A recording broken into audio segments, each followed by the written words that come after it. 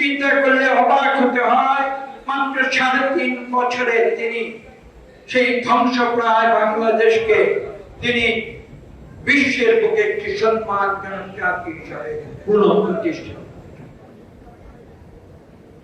৩.৫ বছরের ব্যবধানে আমার কাছে অনেক সাংবাদিক ছিপ দিয়েছে, প্রশ্ন করেছে বাজেট সম্বন্ধে কিছু বলো। আমি আজকের বাজেট নিয়ে আমি কিছু বলবো না। আমি আপনাদের স্মরণ করিয়ে দিতে চাই, শহীদ প্রেসিডেন্ট জিয়া রহমান স্বয়ং বাংলাদেশের ৩টি বাজেট সেই ৩.৫ বছর।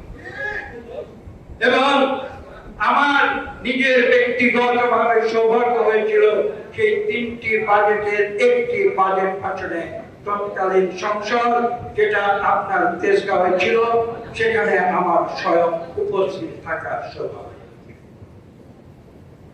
আমি আপনাদের উদ্দেশ্যে বলতে চাই, শহীদ প্রেসিডেন্ট জিয়া রহমান যে বাজেট দিয়েছিলেন, সে বাজেট ঢাকা শহরের উঁচু তলার মানুষের জন্য ছিল না।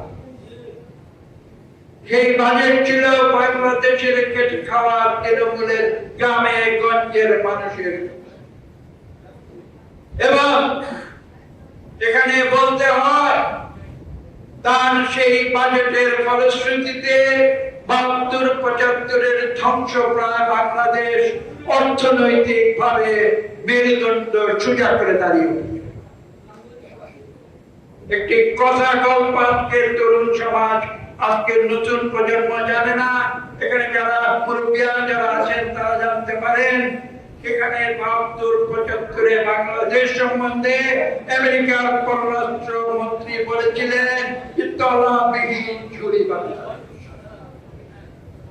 পরবর্তী ৩.৫ বছরে আমি বলেছি একটু আগে ৩টি বাজেট দিয়েছিলেন।